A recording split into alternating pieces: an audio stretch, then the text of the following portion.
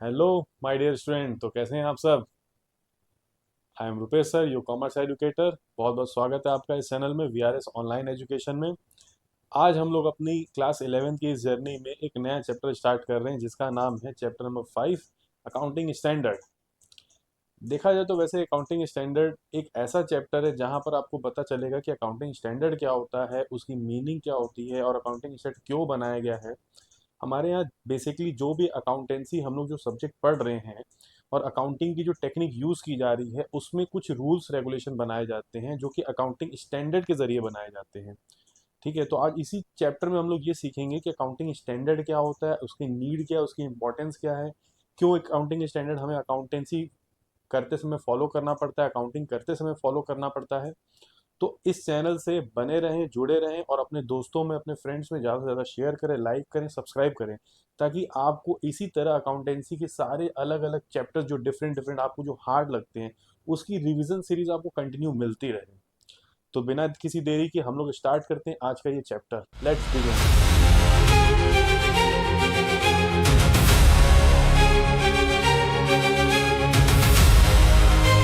चलिए आइए स्टार्ट करते हैं। देखिए सबसे पहले आप देखिए चैप्टर नंबर 5 हम लोग पढ़ रहे हैं क्लास 11th में जिसका नाम है अकाउंटिंग स्टैंडर्ड। बेसिकली इस चैप्टर में हम लोग को क्या क्या कवर अप करना है इस अपने सिलेबस में। देखिए सबसे पहले लर्निंग ऑब्जेक्टिव पे अगर हम आए, हम लोग यहाँ पे सीखने वाले हैं कि अकाउंटिंग स्टैंडर्ड की मीनिंग क्या है, अकाउंटिंग स्टैंडर्ड का मतलब क्या है।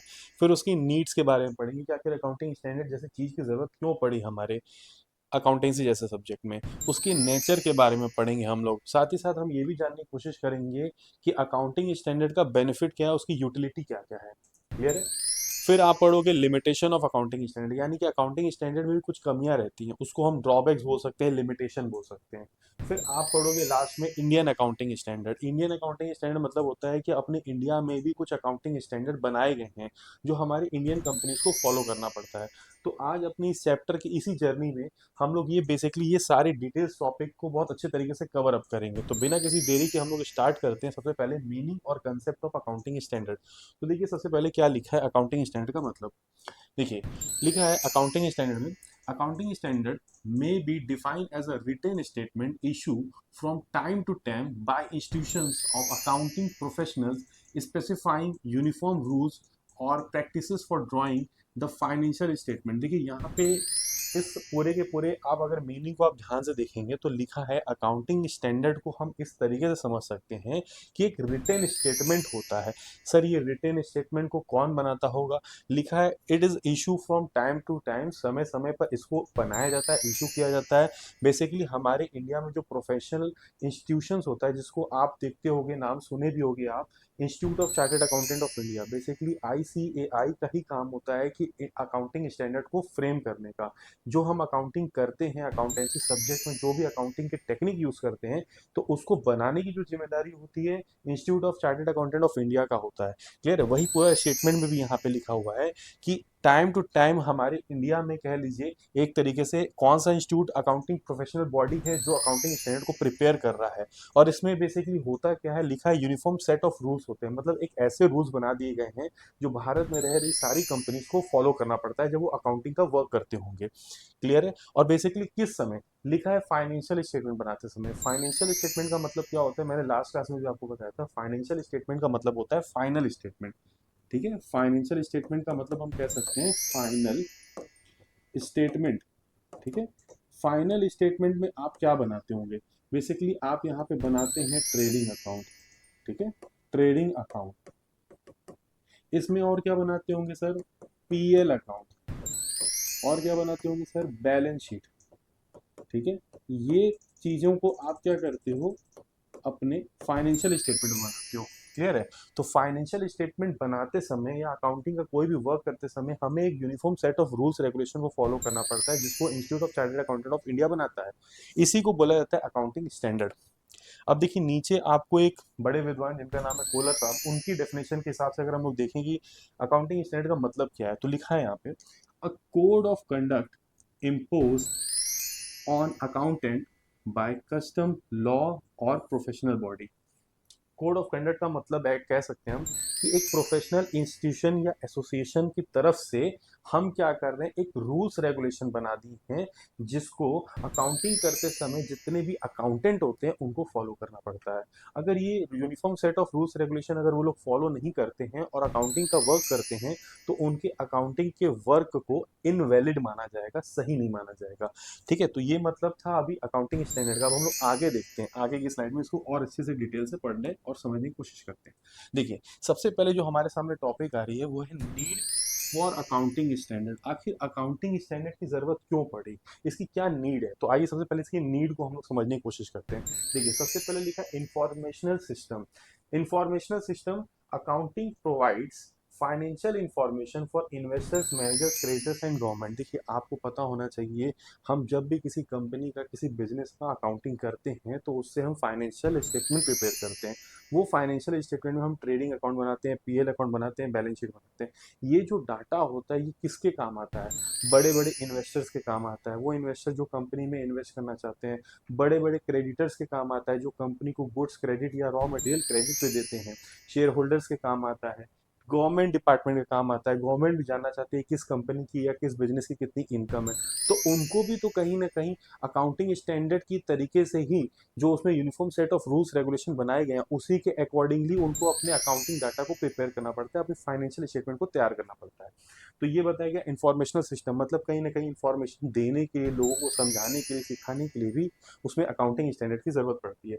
फिर इसके बाद देखिए सेकंड पॉइंट में क्या लिखा है, ट्रू एंड फेयर। देखिए, माना ये जाता है कि अगर हम अकाउंटिंग स्टैंडर्ड को अच्छे तरीके से फॉलो करते हैं और अपने अकाउंटिंग डाटा को प्रिपेयर करते हैं, उससे जो इंफॉर्मेशन हमको मिलती है वो ट्रू एंड फेयर मिलती है, मतलब बहुत सही, सटीक, करेक्ट इंफॉर्मेशन मिलती है। अब देखिए, इसमें भी एक पॉइंट यहाँ क्या लिखा है, company act 2013 requires financial statement to depict a reliable economic reality not legally defined. अब इसका मतलब क्या है कि कंपनी एक्ट 2013 में इस चीज़ को मैंडेटरी बना दिया गया है कि किसी भी कंपनी को अगर अपना फाइनेंशियल स्टेटमेंट या अकाउंटिंग वर्क करना है तो उनको अकाउंटिंग स्टैंडर्ड को फॉलो करना ही करना है। मतलब जो रूल्स रेगुलेशन बनाए गए हैं उसी के हिसाब से उनको अपना अकाउंटिंग का डाटा को प्रिपेयर करना है, अपनी फाइनेंशियल स्टेटमेंट बनानी है। क्लियर? अब इसके बाद आ रहा है चैलेंज डाइवर्स गैप। अब ये डाइवर्स गैप का मतलब क्या होता है? देखिए, यहाँ पे एक वर्ड आ रहा होगा गैप। गैप का मतलब क्या होता है? लिखा है generally accepted accounting principle allow large number of alternative treatments leading to inconsistencies. देखिए, कुछ ऐसे प्रिंसिपल्स होते हैं जहां पर आप देखो जितने भी अकाउंटिंग वर्क हो रहे होंगे उनको वो चीज फॉलो करनी ही पड़ती है। ये मैंडेटरी कर दिया गया है अकाउंटिंग स्टैंडर्ड की तरफ से कि आप अगर बिजनेस के डाटास को ले रहे हो और उससे फाइनेंशियल स्टेटमेंट या फाइनेंशियल रिपोर्ट प्रिपेयर कर रहे हो तो आपको अकाउंटिंग प्रिंसिपल को फॉलो करना ही करना है अपने डाटा को, स्टेटमेंट को बनाते समय। क्लियर है? इसी को बोला जाता है जनरली एक्सेप्टेड अकाउंटिंग प्रिंसिपल। ठीक है, इसके बाद और क्यों जरूरत पड़ रही है अकाउंटिंग की? तो बता रहा है कि हार्मोनाइजेशन इन स्टैंडर्ड्स। इसका क्या मतलब है सर?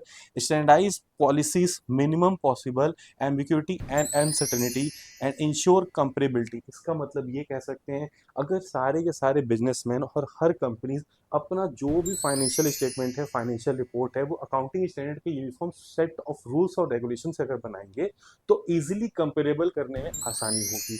मतलब एक रूल है और एक ही रूल से दो अलग अलग, दो से ज्यादा अलग अलग कंपनियों ने सेम तरीके से ही अगर अपने फाइनेंशियल रिपोर्ट्स को प्रिपेयर किया होगा तो हम उनको इजीली कंपेयर कर सकते हैं। कंपैरिजन करने में आसानी होगी कि कौन सी कंपनी बेस्ट है, कौन सी कंपनी वीक है, किस कंपनी की साउंड फाइनेंशियल पोजीशन है, किस कंपनी की वीक फाइनेंशियल पोजीशन है। तो इससे क्या होता है ना, रिजल्ट निकालते समय, कंक्लूजन निकालते समय बाइसनेस नहीं होती है। यार, uniform set of rules regulation का यही फायदा होता है। तो कुछ ये आपको नीड बताए गए हैं अकाउंटिंग स्टैंडर्ड से रिलेटेड। आइए आगे चलते हैं, move to the next slide. देखिएगा, अब इसके साथ इसके बाद जो टॉपिक हमारी आ रही है वो बेसिकली आ रही ऑब्जेक्टिव ऑफ अकाउंटिंग स्टैंडर्ड। मतलब कि अगर हम अकाउंटिंग स्टैंडर्ड के बारे में बात कर रहे हैं तो मेन उसका मकसद क्या है, उसका उद्देश्य क्या है कि अकाउंटिंग स्टैंडर्ड की जरूरत हमें पड़ रही है। तो देखिए, सबसे पहले लिखा है यूनिफॉर्मिटी। यूनिफॉर्मिटी पॉइंट्स को मैंने बहुत अच्छे से पहले ही आपको बता दिया। यूनिफॉर्मिटी का मतलब होता है कि बिजनेस की बहुत सारी रिपोर्ट्स होती हैं, बिजनेस के बहुत सारे फाइनेंशियल स्टेटमेंट्स होते हैं। क्लियर है? बिजनेसमैन उन चीज़ों को प्रिपेयर करता है अकाउंटिंग करते समय। तो हर कंपनी को सेम रूल्स रेगुलेशन के हिसाब से ही अपने डाटा को प्रिपेयर करना चाहिए। ये ना हो कि सबकी टेक्निक अलग हो गई। अगर सब लोग अलग अलग टेक्निक से ही अपने अकाउंटिंग डाटा को प्रिपेयर करेगा तो सबका रिजल्ट अलग अलग आएगा और इससे हम कंपैरिजन नहीं कर सकते। तो एक रूल होना चाहिए सबके लिए, इसी को बोला गया यूनिफॉर्मिटी। ठीक है, यूनिफॉर्मिटी मतलब सेम रूल, याद रखिएगा। सेम रूल होना चाहिए सबके लिए। क्लियर है। इसके बाद क्या आता है, यूजर्स इंफॉर्मेशन। यूजर इंफॉर्मेशन का मतलब हम जो कंपनी का डाटा या रिपोर्ट प्रिपेयर करते हैं, उस रिपोर्ट को कौन यूज करता होगा, जो कंपनी से जुड़े हुए लोग होते हैं, जैसे इन्वेस्टर्स जो कंपनी में पैसा इन्वेस्ट करना चाहते हैं, शेयर होल्डर्स जो कंपनी पैसा लगाना चाहते हैं, गवर्नमेंट गवर्नमेंट कंपनी से टैक्स लेना चाहती है तो वो भी जानना चाहती है कंपनी कितनी इनकम हो रही है कितनी नहीं हो रही है, क्रेडिटर्स जो कंपनीज को बिजनेसमैन को रॉ मटेरियल क्रेडिट पे सप्लाई करना चाहते हैं, तो कहीं ना कहीं इनको भी बिजनेस की इंफॉर्मेशन चाहिए होती है, और वो इन्फॉर्मेशन ट्रू और फेयर होनी चाहिए। वो कहाँ से मिलेगी, उनको अकाउंटिंग स्टैंडर्ड को फॉलो करने से मिलेगी। क्लियर है। इसके बाद आता है रिमूव डाइवर्सिटी। रिमूव डाइवर्सिटी का मतलब होता है कहीं ना कहीं अकाउंटिंग मेथड सबका अलग नहीं होगा, सबका सेम सेम रहेगा, यूनिफॉर्म रहेगा, सेम टू सेम रहेगा। इससे भी कहीं ना कहीं हेल्प मिलती है अकाउंटिंग स्टैंडर्ड की वजह से। फिर लिखा है कंपेरेबिलिटी। आप किसी भी दो अलग अलग कंपनी को क्या कर सकते हो, कंपेयर कर सकते हो। जैसे देखो यहाँ पे एक मैनेजर है, वो क्या कर रहा है, इस कंपनी को दूसरे कंपनी से क्या कर रहा है, कंपेयर कर रहा है, चेक कर रहा है कहीं ना कहीं कौन सी कंपनी बेस्ट है, किस कंपनी में हम ध्यान दे सकते हैं, किस कंपनी में वीक फाइनेंशियल पोजीशन है। तो कंपैरिजन करने में आसानी होता है, और ये कंपैरिजन तभी पॉसिबल है जब दोनों कंपनी सेम टेक्निक से ही अपनी अकाउंटिंग डाटा को प्रिपेयर कर रही होंगी। रिलायबल। रिलायबल का मतलब होता है कि जिन चीजों पे हम विश्वास कर सकें, जो एकदम एक्यूरेट और करेक्ट होता हो। क्लियर है। लिखा है builds trust, credibility and transparency. कहीं ना कहीं अकाउंटिंग स्टैंडर्ड जो कंपनीज फॉलो करती हैं, बड़े बड़े इन्वेस्टर्स का उन पर भरोसा होता है, गवर्नमेंट डिपार्टमेंट का उनका भरोसा होता है, ऑडिटर्स का भरोसा होता है, इवन जो क्रेडिटर्स उनको सामान उधारी भी दे रहे हैं उनका भरोसा होता है कि इनके कंपनी की जो रिपोर्ट है वो ट्रू एंड फेयर होगी, करेक्ट होगी, रिलायबल होगी, जिस पर हम विश्वास कर सकते हैं। क्लियर है। तो ये चीजें आपको बताई गई है अकाउंटिंग स्टैंडर्ड के बेसिकली ऑब्जेक्टिव्स के बारे में। आगे चलते हैं, नेक्स्ट स्लाइड पे देखते हैं हम लोग। देखिए, इसके बाद अगर हम देखें ऑब्जेक्टिव के बाद, ठीक है, ऑब्जेक्टिव के बाद हम लोग नेक्स्ट स्लाइड पर आते हैं। देखिएगा जब यहाँ लिखा हुआ है नेचर ऑफ अकाउंटिंग स्टैंडर्ड, मतलब कि अकाउंटिंग स्टैंडर्ड का क्या नेचर है। सबसे पहले लिखा है कि they lay down the norms and practice for dealing with the transaction and events. Example inventory valuation. Inventory का मतलब होता है स्टॉक। कंपनीज एक्ट 2013 में बोला गया है कि अकाउंटिंग स्टैंडर्ड 2 को फॉलो करना पड़ेगा अगर हमें इन्वेंट्री का वैल्यूएशन करना है। मतलब इन्वेंट्री की जो वैल्यूएशन अगर हम करेंगे तो हमें ये देखना होगा कि कॉस्ट प्राइस और रियलाइजेबल जो वैल्यू होगी, दोनों में से जो कम वैल्यू होगी उसी वैल्यू पे हम क्या करेंगे, अपने स्टेटमेंट बनाते समय, रिपोर्ट्स बनाते समय वैल्यूएशन करेंगे इन्वेंट्री को, और उसी वैल्यू को ही हम रिकॉर्ड करेंगे। तो ये चीजें भी आपको अकाउंटिंग स्टैंडर्ड ही बताता है। अकाउंटिंग स्टैंडर्ड में हर चीज के लिए अलग अलग तरीके से रूल बनाए हुए हैं, उसी रूल के अकॉर्डिंग क्या करना पड़ता है, हमें चीजों को रिकॉर्ड करना पड़ता है। क्लियर है। तो यहाँ पे इन्वेंट्री के लिए भी बता रहा है कि इन्वेंट्री को रिकॉर्ड करने के लिए भी ट्रांजेक्शन जब होंगे तो उसको रिकॉर्ड करने के लिए भी हमें ध्यान देना पड़ता है। तो वो कहीं ना कहीं अकाउंटिंग स्टैंडर्ड की हेल्प से ही हम चीजों को रिकॉर्ड कर पाते हैं। इसके बाद आ रहा है they remove diverse practices to ensure financial statement from different entities as comparable. वही सेम पॉइंट है कि आप अलग अलग जो एंटिटीज होती हैं, ऑर्गेनाइजेशन होती हैं, उनको इजीली कंपेरेबल कर पाओगे जब same set of rules regulation को वो लोग भी फॉलो कर रहे होंगे। क्लियर है। जैसे मान लीजिए ऑर्गेनाइजेशन ए है, ऑर्गेनाइजेशन बी है, दो अलग अलग एंटिटी हैं, आप इनको आसानी से कंपेयर कर पा रहे हो, और ये कंपैरिजन कैसे पॉसिबल है, with the help of accounting standard possible है। क्लियर। थर्ड पॉइंट पे आते हैं। लिखा है दे prescribe a preferred treatment from an available set of accounting methods। ठीक है। कहीं ना कहीं ये अलग अलग आपको अकाउंटिंग के मेथड्स भी देता है, जैसे चीजों को रिकॉर्ड करने के लिए। अभी आप आगे चलोगे, डेप्रिसिएशन एक चैप्टर आएगा जहां पे डेप्रिसिएशन के बारे में भी बात करेगा। अकाउंटिंग स्टैंडर्ड डेप्रिसिएशन के लिए भी बनाया हुआ है AS6, जहां पे आपको बताता है कि डेप्रिसिएशन के भी डिफरेंट डिफरेंट मेथड्स होते हैं, लेकिन कंपनी के पॉइंट ऑफ व्यू से डेप्रिसिएशन का हमें रिटेन डाउन वैल्यू मेथड को फॉलो करना पड़ता है। वो सटीक और एक्यूरेट इन्फॉर्मेशन आपको आपके बिजनेस की देता है, उसके एसेट्स की देता है वैल्यू निकाल के। तो ये सारी कुछ चीजें आपको अकाउंटिंग स्टैंडर्ड में बताई गई हैं, जिससे आपको true and fair financial position का डाटा या रिपोर्ट प्रिपेयर करने में आसानी होती है। क्लियर है। लिखा है they provide information to users about the basis of statement preparation. वही सेम चीज है कि जो यूजर्स होते हैं, चाहे आपके इन्वेस्टर्स हो गए, क्रेडिटर्स हो गए, गवर्नमेंट हो गए, जितने लोग जो हमारे बिजनेस में जुड़े हुए हैं, चाहे स्टेक होल्डर्स हो गए, शेयर होल्डर्स हो गए, तो उनको कहीं ना कहीं जो हम रिपोर्ट्स प्रिपेयर करने हैं उससे रिलेटेड उनको एक बेसिस देता है, एक इंफॉर्मेशन देता है कि ये जो इन्फॉर्मेशन, किस तरीके की इंफॉर्मेशन, कि जो रिपोर्ट बनाई गई है, फाइनेंशियल स्टेटमेंट बनाई गई है, वो ट्रू एंड फेयर है, करेक्ट है, इसमें किसी भी तरीके का बाइसनेस नहीं है, क्योंकि यहाँ पे अकाउंटिंग स्टैंडर्ड के रूल्स रेगुलेशन को फॉलो किया गया है। क्लियर। तो basically these are the nature of accounting standard. हम कह सकते हैं ये नेचर है अकाउंटिंग स्टैंडर्ड के। क्लियर है। आगे चलते हैं, नेक्स्ट स्लाइड पे देखते हैं हम लोग इसके बाद। नेक्स्ट स्लाइड में अब यहाँ पे क्या आ रहा है कि अकाउंटिंग स्टैंडर्ड की भी कुछ लिमिटेशन होती है, यानी इसके भी कुछ ड्रॉबैक्स हैं। अब इसके क्या क्या ड्रॉबैक्स हैं, अब हम लोग इसको भी यहाँ पे ध्यान से देखते हैं। सबसे पहला लिखा है रिस्ट्रिक्ट इनिशिएटिव। इसका क्या मतलब है, लिखा है mandatory nature limits attempt for better presentation and disclosure. कहीं ना कहीं कुछ चीज़ों को ये मना कर देता है रिकॉर्ड करने से, कुछ चीज़ों को ये रिकॉर्ड नहीं करता है क्योंकि वो स्टैंडर्ड के खिलाफ हो जाते हैं। तो इसीलिए बोला गया है कि इसमें भी कुछ कमी है कि हर चीज़ को ये रिकॉर्ड नहीं करता है। क्लियर है। इसके बाद सेकंड पॉइंट पे आते हैं, लिखा है रिजिड इन नेचर। रिजिड का मतलब होता है फिक्स। अब एक बार जो रूल्स बना दिया गया उसी रूल के अकॉर्डिंगली क्या करना पड़ता है, अकाउंटेंट को रिपोर्ट्स फाइनेंशियल स्टेटमेंट की प्रिपेयर करते समय ध्यान देना पड़ता है। वो अपने मन से चीजों को बिगाड़ नहीं सकता है, बना नहीं सकता है। जो रूल्स में लिखा है उसी तरीके से ही रिपोर्ट प्रिपेयर करनी है, फाइनेंशियल स्टेटमेंट बनानी है। क्लियर है। तो इसको बोला गया रिजिड इन नेचर। ठीक है। लिखा है accountant are restrain from alternative solution to specific problem. अब कोई स्पेसिफिक प्रॉब्लम हो गई तो उसको सोचने समझने में, काम करने में दिक्कत हो जाएगी। लेकिन अगर कोई रेडीमेड प्रॉब्लम है तो जो बनी बनाई रूल्स रेगुलेशन है उसके हिसाब से वो सॉल्व कर लेगा। तो ये देखने को मिलता है कि फ्लेक्सिबिलिटी नहीं हो पाती है यहाँ पे, ये रिजिड इन नेचर है।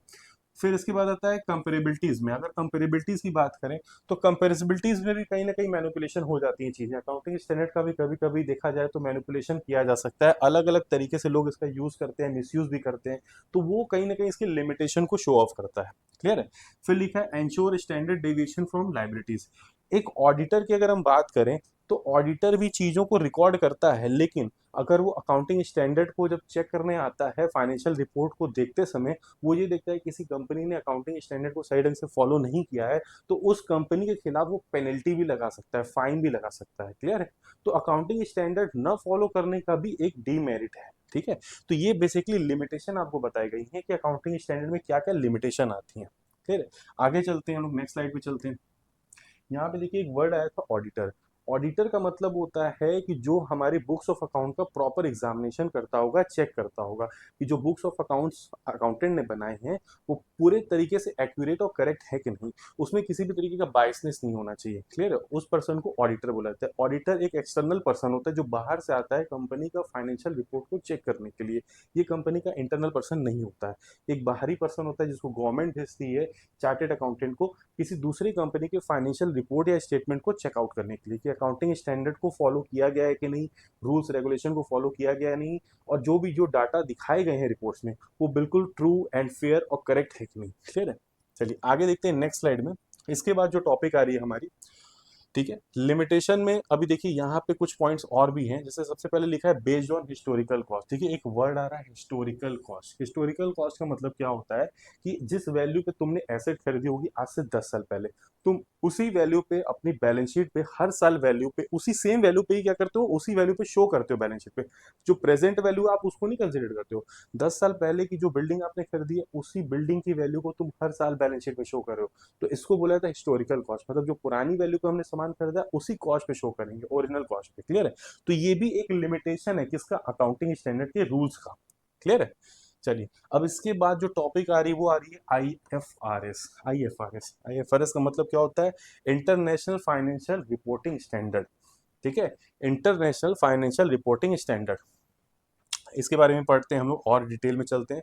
सबसे पहले IFRS पे आते हैं। लिखा क्या है, एप्लीकेबिलिटी ऑफ अकाउंटिंग स्टैंडर्ड। ठीक है। Applicability of accounting standard. अगर एप्लीकेबिलिटी की बात करें अकाउंटिंग स्टैंडर्ड की, अकाउंटिंग स्टैंडर्ड को कौन कौन लोग फॉलो करते हैं, तो आज की डेट में अकाउंटिंग स्टैंडर्ड को जितने बिजनेस आप देख रहे हो, जितने भी फॉर्म्स ऑफ बिजनेस ऑर्गेनाइजेशन आप पढ़े हो, चाहे वो आप सोल प्रोप्राइटरशिप पढ़े हो, पार्टनरशिप पढ़े हो, सोसाइटी पढ़े हो, ट्रस्ट हो, चाहे हिंदू अनडिवाइडेड फैमिली हो, एसोसिएशन ऑफ पर्सन हो, कोऑपरेटिव सोसाइटी हो, कंपनीज हो, इन सबको फॉलो करना पड़ता है। जब वो अपने फाइनेंशियल स्टेटमेंट प्रिपेयर करते हैं, फाइनेंशियल रिपोर्ट बनाते हैं, तो उनको अकाउंटिंग स्टैंडर्ड के जो uniform set of rules regulation है, जो कोड ऑफ कंडक्ट है, वो उनको फॉलो करना पड़ता है वाइल प्रिपेयरिंग देयर रिपोर्ट। उनका जो अकाउंटेंट होता होगा वो इस रिपोर्ट को, फाइनेंशियल रिपोर्ट को बनाते समय या स्टेटमेंट को बनाते समय AS को फॉलो करता ही होगा। ठीक है। ये सबके लिए मैंडेटरी है, किसी एक के लिए नहीं। अब देखिए हम लोग IFRS पढ़ रहे थे, तो देखिए IFRS की डेफिनेशन पे आते हैं। सबसे पहले लिखा है इसका full form, international financial reporting standard. IFRS stand for international financial reporting standard. आखिर इसका मतलब क्या है सर, लिखा है term IFRS refers to International Financial Reporting Standard issued by the IASB। देखो यहाँ पे एक वर्ड आया है IASB, इसका मतलब sir international accounting standard board. Covers many international accounting standard issue by the IASC। अब देखिए, अकाउंटिंग स्टैंडर्ड को तो हम फॉलो कर रहे हैं अपने इंडिया में, लेकिन सोचो इंडियन कंपनीज को अगर फॉरेन में बिजनेस करना हुआ या फॉरेन इन्वेस्टर्स को अपने इंडिया में बुलाना हुआ अपनी कंपनी में इन्वेस्टमेंट करने के लिए, तो उनको फॉरेन के जो रूल्स रेगुलेशन होते हैं, जो फॉरेन के अकाउंटिंग स्टैंडर्ड होते हैं, उनको फॉलो करना पड़ेगा। इसी का नाम दिया गया IFRS। IFRS का मतलब इंटरनेशनल फाइनेंशियल रिपोर्टिंग स्टैंडर्ड। अगर तुम इंटरनेशनल लेवल पे बिजनेस करने जाओगे तो तुमको IFRS फॉलो करना रहेगा, लेकिन तुम इंडियन लेवल पे अगर बिजनेस कर रहे हो, तुम अकाउंटिंग स्टैंडर्ड या इंडियन अकाउंटिंग स्टैंडर्ड को भी फॉलो करके तुम यहाँ बिजनेस कर सकते हो। ये चीज याद रखिएगा। अब इसमें भी कुछ एजम्पशन आते हैं कि मतलब कि अगर आप IFRS कर रहे हो, IFRS का यूज कर रहे हो, तो इसमें कुछ एजम्पशन आते हैं। सबसे पहला एजम्पशन क्या लिखा है? Going concern. गोइंग कंसर्न का मतलब क्या sir? Assume infinite business life entity will continue indefinitely into the future. देखिए, आपने अकाउंटिंग प्रिंसिपल ऑलरेडी पढ़ा होगा, ठीक है। अकाउंटिंग प्रिंसिपल में एक कंसेप्ट आता था, अकाउंटिंग प्रिंसिपल में एक कंसेप्ट आता था, going concern concept. Going concern concept वही सेम चीज यहाँ पे भी लिखी है, गोइंग कंसर्न कंसेप्ट। इसका क्या मतलब है सर? गोइंग कंसर्न कंसेप्ट इसका मतलब होता है कि जब हम कोई बिजनेस स्टार्ट करते हैं तो हम ये एजम्पशन लेकर आते हैं कि हमारा जो बिजनेस है वो लंबे समय तक चलता रहेगा, during a longer period of time, ठीक है। Business will continue for a longer period of time, member में कम मेंबर में go but company runs for ever. तो उनका ये कंसेप्ट होता है किसमें? गोइंग कंसर्न कंसेप्ट में, याद रखिएगा। तो पहला एजम्पशन जो IFRS का है वो यही था कि हम ये मान के चलते हैं कि हमारा बिजनेस लंबे समय तक कंटिन्यू रहेगा। दूसरा क्या आता है? इसके बाद आता है एक्रूअल एजम्पशन। एक्रूअल, एक्रूअल का मतलब सर लिखा है कि transaction recorded as and when they occur. ये याद रखिएगा, as and when they occur regardless of settlement date, ठीक है। अब देखिए, एक्रूअल कंसेप्ट होता है और एक कैश बेसिस होता है, दो अलग अलग कंसेप्ट होते हैं। दो तरीके की अकाउंटिंग होती है, कैश बेसिस ऑफ अकाउंटिंग होती है और एक्रूअल बेसिस ऑफ अकाउंटिंग होती है। कैश बेसिस ऑफ अकाउंटिंग क्या होता होगा? कैश बेसिस का मतलब है कि कैश आ रहा है, कैश जा रहा है, ठीक है।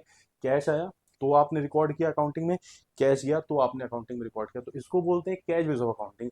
लेकिन एक्रूअल बेसिस ऑफ अकाउंटिंग क्या होता है? एक्रूअल का मतलब होता है कि तुम्हें कैश नहीं मिला है, तुमने काम तो कर दिया लेकिन कैश नहीं मिला है, तो भी तुम उसको रिकॉर्ड करोगे। तुमने खर्चा कर दिया लेकिन तुमने पेमेंट नहीं किया, तो भी तुम उसको रिकॉर्ड करोगे। तो ये एक्रूअल बेसिस हो जाता है, क्लियर है।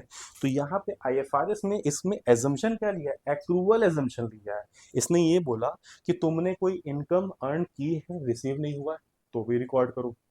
तुमने कोई खर्चा कर दिया है, पेमेंट नहीं किया, तो भी तुम रिकॉर्ड करो। ये IFRS का एजम्पशन है, क्लियर है। IFRS का एजम्पशन, एक्रूअल एजम्पशन, याद रखिएगा। फिर लिखा है मेजरिंग यूनिट एजम्पशन। सर इसका क्या मतलब? मेजरिंग यूनिट एजम्पशन का मतलब लिखा है asset liability shown at market value, asset and liability not shown in historical cost but at current fair value on the balance sheet date, asset shown at estimated purchase amount if acquired currently, liability shown at estimated settlement amount. अब देखिए, यहाँ पे एक चीज बहुत अच्छी लिखी गई है मेजरिंग यूनिट एजम्पशन में। इसमें कि इन्होंने क्या बोला? इन्होंने बोला कि अगर कोई एसेट तुम जितने वैल्यू पे खरीदोगे तो उतने वैल्यू पे रिकॉर्ड करोगे, लाइबिलिटीज का जितना पेमेंट करोगे प्रेजेंट में उतने वैल्यू पे रिकॉर्ड करोगे। लेकिन अकाउंटिंग स्टैंडर्ड में क्या था? आप वहां पे हिस्टोरिकल कॉस्ट को फॉलो कर रहे थे। हिस्टोरिकल कॉस्ट में क्या था? 10 साल पहले की बिल्डिंग की वैल्यू तुम आज भी अपने बैलेंस शीट में रिकॉर्ड कर रहे थे अकाउंटिंग स्टैंडर्ड में। लेकिन IFRS में ऐसा नहीं होता। IFRS में क्या होता है? जो प्रेजेंट में वैल्यू आप जिस बिल्डिंग की होगी वही वैल्यू रिकॉर्ड करोगे। जिस प्रेजेंट में आपने किसी लाइबिलिटीज का पेमेंट किया तो जितने पे सेटलमेंट हो रहा है उतनी लाइबिलिटीज को ही तुम क्या करोगे? रिकॉर्ड करोगे। ये सिस्टम आपका IFRS का है, याद रखिएगा, ठीक है। इसके बाद क्या आता है? Consistent purchasing power. इसका क्या मतलब है sir? Value of A capital must be adjusted for inflation at the end of the financial. Inflation, inflation का मतलब होता है महंगाई। आपने जो कैपिटल लगाया है उसको हम महंगाई से क्या करेंगे? वैल्यू करते चलेंगे कि हमारी कैपिटल की वैल्यू बढ़ रही है कि घट रही है, ठीक है। तो ये बहुत डीप में चला रहा है, इतना डीप में आपको नहीं जाना है। आपको हल्का फुल्का सारी चीजों के बारे में पता होना चाहिए कि अकाउंटिंग स्टैंडर्ड का मतलब क्या है, उसकी नीड क्या है, उसके ऑब्जेक्टिव क्या है, IFRS क्या है, उसके एजम्पशन क्या है, उसकी नीड क्या है, उसका इंपॉर्टेंस क्या है। चलिए आगे चलते हैं। इसके बाद नेक्स्ट स्लाइड पे हम लोग देखिए, नेक्स्ट स्लाइड पर आते हैं। सबसे पहले आता है नीड, कि आखिर IFRS की नीड क्यों पड़ी, उसका कारण क्या था कि IFRS की जरूरत पड़ रही है। सबसे पहले देखिए उसके रीजन में लिखा है easy access to global market. Global market में अगर आपको बिजनेस करने के लिए जाना है ग्लोबल लेवल पर, वर्ल्ड लेवल पर, तो आपको IFRS को यूज करना पड़ेगा। इंटरनेशनल फाइनेंशियल रिपोर्टिंग स्टैंडर्ड को यूज करना पड़ेगा। जो उसके रूल्स है उसके हिसाब से आपको फाइनेंशियल रिपोर्ट बनानी पड़ेगी। तब ना फॉरेन के इन्वेस्टर आपकी कंपनी में पैसा लगाएंगे, उनको ट्रस्ट होगा कि हाँ ये कंपनी रिलायबल इंफॉर्मेशन देती है, इस पर हम ट्रस्ट कर सकते हैं, इस पर पैसा लगा सकते हैं। तो आइए पढ़ते हैं इसके बारे में। लिखा क्या है? Capital market are global global investor rely on IFRS, global investors rely on IFRS, इसका मतलब यही है कि जो ग्लोबल इन्वेस्टर्स होते हैं वो किस पे ट्रस्ट करते हैं, वो आईएफआरएस की बनाई हुई रिपोर्ट, आईएफआरएस के रूल पे वो लोग क्या करते हैं, ट्रस्ट करते हैं। फिर इसके बाद क्या लिखा है, IFRS based statement prerequisite to raise overseas fund, इसका मतलब ये है कि तुम्हें अगर दुनिया के किसी भी कोने से फंड मंगवाना है तो तुम्हें आईएफआरएस बेस काम करना पड़ेगा, आईएफआरएस के बनाए हुए रूल्स के अकॉर्डिंग काम करना पड़ेगा, ठीक है। फिर इसके बाद लिखा क्या है नेक्स्ट पॉइंट पर, ठीक है, सेकंड पॉइंट इधर दिया गया आपका, सेकंड पॉइंट देखिएगा, लिखा है easy to make comparison, international investors can compare investment globally, lower judgement risk, facilitate comparison without adjustment for national differences, इसका मतलब ये है कि जैसे इंडियन इन्वेस्टर्स इंडियन कंपनी में पैसा लगाते समय फाइनेंशियल स्टेटमेंट की रिपोर्ट्स को देखते हैं कि सही ढंग से रूल्स रेगुलेशन फॉलो हुआ है कि नहीं हुआ है, इसी तरह जो विदेशी कंपनियां होती हैं वो भी ग्लोबल लेवल पर क्या करती है, कंपनीज का कंपेरिजन करती हैं, एक कंपनी का दूसरे कंपनी से कंपेरिजन करती हैं, तो वो ये भी देखती हैं कि दोनों कंपनीज ने अपनी रिपोर्ट जो बनाई है वो बिल्कुल करेक्ट है कि नहीं करेक्ट है, उन्होंने रूल्स रेगुलेशन को फॉलो किया है कि नहीं किया है। तो आईएफआरएस जो होता है वो वर्ल्ड लेवल के रूल्स रेगुलेशन को काम आता है, ठीक है, वहां पे जो भी कंपनीज होती है world level global sorry global level पर, तो वहां पे बेसिकली क्या होता है, वो रूल्स रेगुलेशन को फॉलो करते हुए ही बनाती है अपनी फाइनेंशियल रिपोर्ट या स्टेटमेंट, ठीक है। तो कंपैरिजन करते समय उन ग्लोबल इन्वेस्टर्स को भी वहां पे हेल्प मिलती है। इसके बाद थर्ड पॉइंट बात है, थर्ड पॉइंट देखिए, इसके बाद लिखा क्या है नेक्स्ट पॉइंट में, देखिएगा यहाँ पे लिखा है lower cost of capital raised abroad. Only one set of financial statement IFRS required. Avoid cost of double reporting. Home country plus IFRS. कहीं ना कहीं अगर हमें मार्केट से फंड लेना है तो भी हम ले सकते हैं, ग्लोबल लेवल पे फंड लेना है तो भी ले सकते हैं, लेकिन आईएफआरएस के थ्रू अगर हम रिपोर्ट बना के अगर फंड ग्लोबल लेवल से ले रहे हैं तो हमको कहीं ना कहीं वहां से फंड अबेंडेंस में मिलता है, बहुत बल्क में मिलता है, इससे हमारा कॉस्ट भी बचता है कहीं ना कहीं। क्लियर है। फिर इसके बाद लिखा है true and fair valuation of asset. IFRS आपको एक फैसिलिटी ये देता है कि आप करंट मार्केट वैल्यू की जो एसेट है आप उसको रिकॉर्ड करते हो, तो ये ट्रू एंड फेयर वैल्यू आपको देता है, तो ये भी कहीं ना कहीं एक तरीके से माना जाता है कि करेक्ट इन्फॉर्मेशन आपको दे रहा है, ठीक है। आपने जिस प्राइस पे लिया है, जो मार्केट वैल्यू चल रही है, हमेशा हम मार्केट वैल्यू को ही यहाँ पे कंसिडर करेंगे। क्लियर है। जिस प्राइस पे खरीदा था उससे कोई मतलब नहीं है, ठीक है, क्योंकि जब पहले की प्राइस है वो कुछ और थी, आज की प्राइस कुछ और है, तो आईएफआरएस बोलता क्या है कि जो फेयर वैल्यू, जो मार्केट वैल्यू आज के डेट में चली है, आप उसी वैल्यू पे चीजों को रिकॉर्ड करेंगे। एसेट की अगर आपने कोई लाइबिलिटी का पेमेंट किया तो लाइबिलिटी का जितना सेटलमेंट हो रहा है तुम लाइबिलिटी की वैल्यू उतनी लोगे। क्लियर है। चलिए इसके बाद देखिए नेक्स्ट पॉइंट क्या लिखा है, वही सेम चीज, true and fair valuation of asset पढ़ लिया हम लोगों ने। इसके बाद आता है difficult to commit fraud and manipulation of accounts. Tough rigid IFRS rules extremely difficult in manipulating accounts compare to traditional system.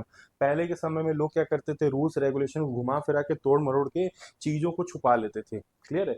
मतलब कि अपने फाइनेंशियल स्टेटमेंट में चीजों को छुपाने के लिए वो क्या करते थे, अमाउंट कुछ अलग अलग दिखा देते थे, कहीं ना कहीं manipulation of books of account होती थी, विंडो ड्रेसिंग होता था, प्रॉफिट कम दिखाते थे, खर्चे ज्यादा दिखाते थे। लेकिन आईएफआरएस के बनाए हुए रूल्स रेगुलेशन इतने स्ट्रिक्ट होते हैं कि यहाँ पे चोरी करने की संभावना बहुत कम रहती है, जो हम मिसयूज करते हैं रूल्स का उसकी संभावना बहुत कम रहती है। तो ये सब बेनिफिट आपको आईएफआरएस देता है कि फ्रॉड होने से बचाता है और बुक्स ऑफ अकाउंट का मैनिपुलेशन होने से बचाता है ये। क्लियर है। अब बेनिफिट पढ़ते हैं कि आईएफआरएस का क्या क्या बेनिफिट है, यानी आईएफआरएस को जो कंपनीज ग्लोबल लेवल पे यूज कर रही है तो उनको क्या क्या बेनिफिट मिलता होगा। तो देखिए सबसे पहला क्या लिखा है, helpful to enterprises operating globally. जो बिजनेस एंटरप्राइजेस ग्लोबल लेवल पर अपने बिजनेस को चला रही उनको ये फायदा देता है। क्लियर है। Entities in different countries face consolidation problems, IFRS unifies practices globally, eliminate consolidation issues. इसका मतलब ये है कि जो कंपनीज वर्ल्ड लेवल पर जाके बिजनेस करना चाहती हैं उनको किसी भी तरीके की अगर दिक्कत होती है मार्केट से फंड रेज करने में, या फिर बैंक से फंड रेज करने, या फिर इन्वेस्टर से जो इंटरनेशनल लेवल पर फंड रेज करना चाहते हैं, तो कहीं ना कहीं आपको आईएफआरएस वहां पे हेल्प करता है कि ग्लोबल लेवल पर भी आप जाके अपने बिजनेस को प्रमोट कर सकते हो, ऑपरेट कर सकते हो और वहां से भी आप फंड को रेज कर सकते हो। आइए नेक्स्ट टॉपिक पे चलते हैं, इसके बाद हम लोग देखते हैं कि इसके नेक्स्ट स्लाइड में क्या आ रहा है। अब देखिए दोनों का डिफरेंस अगर हम लोग ध्यान से देखें कि अकाउंटिंग स्टैंडर्ड और इंडियन अकाउंटिंग स्टैंडर्ड में क्या अंतर आता है। देखिए सबसे पहले अगर हम लोग आते हैं अकाउंटिंग स्टैंडर्ड में, तो अकाउंटिंग स्टैंडर्ड बेसिकली हमारे इंडिया के जो इन्वेस्टर्स होते हैं जो बेसिकली पैसा लगाना चाहते हैं तो कहीं ना कहीं उनको भी हेल्प करता है। ठीक है, क्योंकि अकाउंटिंग स्टैंडर्ड एक uniform set of rules regulation होता है जो कहीं ना कहीं हर कंपनी फाइनेंशियल स्टेटमेंट, अकाउंटेंट क्या करता है, फाइनेंशियल स्टेटमेंट जिससे किसी भी कंपनी का या बिजनेस का बनाता है तो उसको अकाउंटिंग स्टैंडर्ड को फॉलो करना पड़ता है। अकाउंटिंग स्टैंडर्ड के बनाए हुए जो फाइनेंशियल स्टेटमेंट या रिपोर्ट्स होते हैं वो बहुत लोगों को हेल्प करते हैं, जैसे आपके इन्वेस्टर्स को हेल्प करेंगे जो कंपनी में पैसा इन्वेस्ट करना चाहते हैं, इंडस्ट्रीज को हेल्प करेंगे, इंडस्ट्रीज को जानना होता है कि उनके टोटल प्रोडक्शन कितने का हो रहा है, टोटल कॉस्ट कितने की हो रही है, टोटल सेल्स कितने का हो रहा है, तो उसी के अकॉर्डिंग अकाउंटिंग स्टैंडर्ड उनकी हेल्प करता है कि मार्केट में जो भी स्टॉक की एक्सचेंज हो रही है उनकी क्या क्या डिटेल्स हैं। ठीक है, ग्लोबली लेवल पर आईएफआरएस का यूज किया जाता है, लेकिन अगर नॉर्मली आप अपने इंडिया की बात करोगे तो यहाँ पे इंडियन अकाउंटिंग स्टैंडर्ड का यूज किया जाता है। तो बेसिकली ये अकाउंटिंग स्टैंडर्ड के बारे में बता रहा है। अब इधर अगर हम लोग देखें तो इंडियन अकाउंटिंग स्टैंडर्ड आ रहा है। सर इंडियन अकाउंटिंग स्टैंडर्ड का मतलब क्या होता है, इसको हम लोग लिख सकते हैं इंड एएस, याद रखिएगा। एक होता है अकाउंटिंग स्टैंडर्ड, एक होता है इंड एएस। अगर एएस के पहले इंड लगा दिया इसका मतलब होता है इंडियन अकाउंटिंग स्टैंडर्ड, मतलब ये जो अकाउंटिंग स्टैंडर्ड है ये हमारे इंडिया में बनाया गया होगा। ठीक है, ताकि इंडियन कंपनीज इसको फॉलो करे। जैसे आप ग्लोबल लेवल पे जाते हो, वर्ल्ड लेवल पे जाते हो, तो वर्ल्ड लेवल पे जो रूल्स रेगुलेशन बनाए जाते हैं वो आईएफआरएस के होते हैं। लेकिन अगर इंडियन कंपनीज के बारे में बात की जाए कि इंडिया में कौन सा रूल्स रेगुलेशन फॉलो होता होगा तो वो होता है इंडियन अकाउंटिंग स्टैंडर्ड। तो देखिए इंडियन अकाउंटिंग स्टैंडर्ड का मतलब क्या लिखा है, Indian accounting standard are Indianised of international financial reporting standard IFRS. IFRS are set of accounting standard developed by International Accounting Board IASB on the basis of which financial statement of enterprises are prepared and presented its user। अब देखिए इसका मतलब यही लिखा है कि जिस तरीके से ग्लोबल लेवल पर IFRS अपना रूल बनाता है इसी तरह इंडियन की कंपनीज को ऑपरेट करने के लिए इंडिया में जो रूल्स रेगुलेशन बनाया गया उसी को हम बोलते हैं इंडियन अकाउंटिंग स्टैंडर्ड, याद रखिएगा।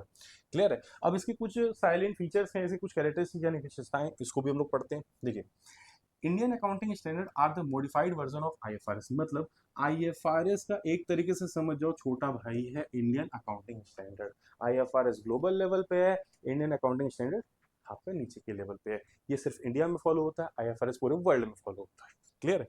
चलिए फिर लिखा है Indian accounting standard are the modified version of the end. फिर लिखा है accounting financial of equity. Indian accounting standards are comprehensive to cover a wide area like revenue, losses, assets, and equities.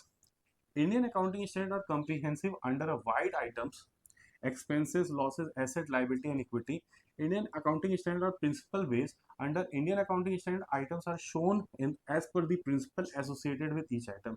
अब देखिए इसको शॉर्ट में simple में समझने की कोशिश करते हैं, वही चीजें हैं जो आईएफआरएस के ग्लोबल लेवल पे हम यूज कर रहे हैं, इंडियन लेवल पे इंडियन अकाउंटिंग स्टैंडर्ड आ जाती है। यहाँ पर आपको इंडियन कंपनीज के लिए कुछ रूल्स बना दिए गए हैं कि इनकम को कैसे रिकॉर्ड करना है, एक्सपेंसेस को कैसे रिकॉर्ड करना है, एसेट को कैसे वैल्यूएशन करनी है, लाइबिलिटीज का पेमेंट को हमें कैसे कैसे सेट ऑफ करके शो करना है। तो ये सारी चीजें इंडियन अकाउंटिंग स्टैंडर्ड में आ जाती है। क्लियर है। तो ये था इंडियन अकाउंटिंग स्टैंडर्ड और अकाउंटिंग स्टैंडर्ड। चलिए अब आगे चलते हैं इसके बाद। ठीक है, ये देखिए अब जो लास्ट टॉपिक आज की जो हमें पढ़नी है जो हमारे सिलेबस के अकॉर्डिंग है वो है merits of Indian accounting standard and applicability. मतलब कि इंडियन अकाउंटिंग स्टैंडर्ड को अगर हम लोग यूज कर रहे हैं तो उसका क्या क्या मेरिट है, उसका क्या क्या एडवांटेज, उसका क्या क्या फायदा है। सबसे पहले देखिए लिखा क्या है, सुटेबल फॉर इंडियन कंडीशन। मतलब अगर तुम भारत जैसे देश में बिजनेस कर रहे हो और यहाँ पर अपनी कंपनी रन कर रहे हो तो तुम्हें यहाँ के फाइनेंशियल स्टेटमेंट को as per the Indian accounting standard ही प्रिपेयर करना होता है। क्लियर है। तो यहाँ के लिए सबसे ज्यादा सुटेबल मानी गई है इंडियन अकाउंटिंग स्टैंडर्ड। लिखा है frame to be most suitable for Indian business landscape only. Clear है। इंडिया के लिए इंडियन अकाउंटिंग स्टैंडर्ड, फॉरेन के लिए IFRS international financial reporting standard, याद रखिएगा। फिर इसके बाद आता है clear guideline for financial reporting, wide framework with precise rules, assets, liabilities, equity are clearly cost defined। वही सेम चीज है कि इंडियन अकाउंटिंग स्टेटमेंट में सारी चीजों को बहुत क्लियरली तरीके से मेंशन किया गया है। एसेट के लिए, लाइबिलिटी के लिए, इनकम के लिए, एक्सपेंस के लिए, सबके लिए बारीकी तरीके से रूल बनाए गए हैं कि उसी के अकॉर्डिंग हमें क्या करना पड़ेगा, अपनी रिपोर्टिंग प्रिपेयर करनी रहेगी। क्लियर है। फाइनेंशियल स्टेटमेंट या फाइनल अकाउंट्स की रिपोर्ट बनानी रहेगी। फिर इसके बाद क्या आ रहा है, यूनिफॉर्मिटी इन फाइनेंशियल रिपोर्टिंग। मतलब एक ही रूल रहेगा, सभी लोग हमारे इंडिया में जितनी भी कंपनीज होंगे, बिजनेस होंगे, उनको फॉलो करना रहेगा। इससे फायदा क्या होगा सर, इजीली हम कोई भी दो कंपनीज को कंपेयर कर सकेंगे, सबके जो इन्फॉर्मेशन रहेगी वो ट्रांसपेरेंसी रहेगी, क्वालिटी इंप्रूव्ड रहेगा। ठीक है, सबके लिए एक समान रूल है, एक ही तरीके से अकाउंटिंग टेक्निक यूज करेंगे, एक ही अकाउंटिंग रूल्स को फॉलो करेंगे, कंपेरेबल करते समय आपको कंपेरिजन करते समय आसानी होगी। क्लियर। इससे ट्रू एंड फेयर इंफॉर्मेशन मिलती है, ट्रांसपेरेंसी हो जाती है फिर हमारे फाइनेंशियल स्टेटमेंट की रिपोर्ट्स में। फिर लिखा है इससे इन्वेस्टर को भी हेल्प मिलती है। इन्वेस्टर्स कौन होते हैं? जो कंपनीज में पैसा इन्वेस्ट करते हैं उनको हम इन्वेस्टर्स कहते हैं। लिखा है investor need reliable, relevant, transparent information for decision. ठीक है, एक अच्छा इन्वेस्टर वही होता है जो किसी कंपनी के फाइनेंशियल स्टेटमेंट को रीड करता है, समझता है, फिर पैसा लगाता है। लेकिन सोचो फाइनेंशियल स्टेटमेंट ही अगर गलत इंफॉर्मेशन दे रही है तो वो गलत सलत पढ़ के पैसा लगाएगा तो उसको नुकसान हो जाएगा। इसीलिए बोला जाता है कि एक इन्वेस्टर यही ट्राई करता है कि कंपनी की जो फाइनेंशियल स्टेटमेंट की रिपोर्ट है वो कितनी ज़्यादा करेक्ट है, कितनी ज़्यादा ट्रू एंड फेयर है बनाई गई है। ठीक है, तो कहीं ना कहीं वहां पे भी अगर हम लोग इंडियन अकाउंटिंग स्टैंडर्ड के रूल को फॉलो कर रहे हैं तो उससे जो आपकी अकाउंटिंग रिपोर्ट्स होंगी वो आपको सही मिलेगी, रिलायबल मिलेगी, करेक्ट मिलेगी। क्लियर है? तो जिस इंफॉर्मेशन को वो देखता है कि हाँ as per the Indian accounting standard के द्वारा ही फाइनेंशियल स्टेटमेंट बनाई गई है, तो ही वो इन्वेस्टर क्या होता है, उस कंपनी की रिपोर्ट्स पर भरोसा करता है और उसमें वो पैसा लगाता है। क्लियर है? फिर लिखा हुआ है difficult to commit a fraud, tough and rigid rule for presentation, hard to manipulate accounts. अब देखिए सेम चीज है आईएफआरएस में भी था। आईएफआरएस में भी कितने ज्यादा टफ रूल बनाए गए हैं कि आप ग्लोबल लेवल पे चीटिंग या फ्रॉड कर ही नहीं सकते हो। इसी तरह हमारे इंडियन अकाउंटिंग स्टैंडर्ड का भी स्ट्रक्चर प्रिपेयर किया गया है ताकि आप इंडियन कंपनीज भी अगर अपनी अकाउंटिंग रिपोर्ट्स को प्रिपेयर कर रही हैं, उनके जो अकाउंटेंट है वो बुक्स ऑफ अकाउंट को मैनिपुलेट नहीं कर सकते हैं, क्योंकि यहाँ पर भी जो रूल्स बनाए गए हैं वो एक स्टैंडर्ड तरीके से बनाए गए हैं। जहां पे रिजिड तरीके का रूल है आप उनको अपने से फ्लेक्सिबल नहीं कर सकते हो, क्रिएटिव नहीं कर सकते हो, मैनिपुलेट नहीं कर सकते हो। ठीक है, आप रूल को छेड़छाड़ करोगे तो कहीं ना कहीं आपको पूरी रिपोर्ट खराब हो जाएगी। अब देखिए यहाँ तक तो हमने पढ़ा merits of Indian accounting standard. अब हम लोग इसकी एप्लीकेबिलिटी के बारे में पढ़ते हैं कि सर इंडियन अकाउंटिंग स्टैंडर्ड कहाँ कहाँ एप्लीकेबल होता होगा, किन किन कंपनीज या किन किन केसेस में एप्लीकेबल होता होगा। चलिए देखते हैं। सबसे पहले देखिए बता रहे हैं applicability of Indian accounting standard. सबसे पहले देखिए यहाँ लिखा क्या है, council of ICAI, NACAS approval, ministry of corporate affair approval, notified in official gazette. 41 Indian accounting standard notified so far by government of India. मतलब आज की डेट में भारत सरकार ने भारत में रह रही तमाम कंपनियों के लिए कुल मिला के 41 इंडियन अकाउंटिंग स्टैंडर्ड बनाया है। याद रखिएगा, मतलब 41 इंडियन अकाउंटिंग स्टैंडर्ड मतलब सर 41 इंडियन अकाउंटिंग स्टैंडर्ड के रूल्स बनाए गए हैं। एक तरीके से हम लोग ये भी कह सकते हैं यूनिफॉर्म सेट ऑफ रूल्स बनाए गए हैं जो कि कंपनीज को फॉलो करना पड़ता है। लेकिन यहाँ पे कुछ एक्सेप्शन आ जाता है। मतलब लिखा है कि अनलिस्टेड कंपनी जिनकी नेटवर्थ 500 करोड़ से अगर कम है, या अर्बन कोऑपरेटिव बैंक जिनकी नेटवर्थ 200 करोड़ से कम है, तो इनको इंडियन अकाउंटिंग स्टैंडर्ड से छूट दी गई है, यानी एक्सेप्शन दिया गया है। मतलब इनको इंडियन अकाउंटिंग स्टैंडर्ड को फॉलो नहीं करना है। इसके अलावा जितनी भी फर्म आती है, जितनी भी कंपनीज आती है, जितने भी बिजनेस आते हैं, उनको इंडियन अकाउंटिंग स्टैंडर्ड अगर भारत में बिजनेस कर रहे हैं, कंपनी चला रहे हैं, तो उनको कहीं ना कहीं फॉलो करना पड़ता है। ठीक है, चलिए इसके बाद आते हैं हम लोग आज के लास्ट टॉपिक पे जिसका नाम है differentiate between accounting standard and Indian accounting standard. आखिर सर एएस और इंड एएस में क्या डिफरेंस है? तो देखिए सबसे पहले बेसिस के हिसाब से पढ़ें तो लिखा है it is based on international accounting standard. सिर्फ एएस की बात होगी तो ये इंटरनेशनल अकाउंटिंग स्टैंडर्ड पर बेस है। क्लियर, इंटरनेशनल लेवल पर ये बेस है। लेकिन अगर इंड एएस की बात होगी तो ये किस पे बेस है? Based on IFRS, international financial reporting standard. देखो आईएफआरएस ग्लोबल लेवल पे था, इंड एएस इंडियन लेवल पे है एक बड़ा भाई तो एक छोटा भाई। तो कहीं ना कहीं एएस इंटरनेशनल अकाउंटिंग स्टैंडर्ड से बना है, लेकिन इंड एएस आईएफआरएस से बना है, याद रखिएगा। फिर इसके बाद क्या लिखा है, rule based principle based. As में केवल और केवल रूल आ जाता है, एएस में केवल और केवल रूल आ जाता है कि ये रूल बना दिया गया, तुम्हें इसी हिसाब से फाइनेंशियल स्टेटमेंट रिपोर्ट बना देनी है।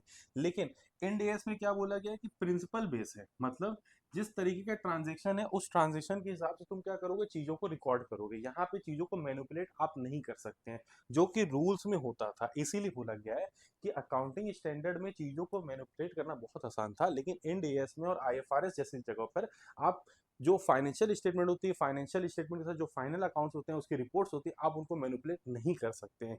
इसीलिए बोला गया कहीं ना कहीं रिजिड इन नेचर होता है। क्लियर है? तो ये बेसिकली चीजें थी आज की जो हम लोगों ने पढ़ा, अकाउंटिंग स्टैंडर्ड और इंड एएस। क्लियर है?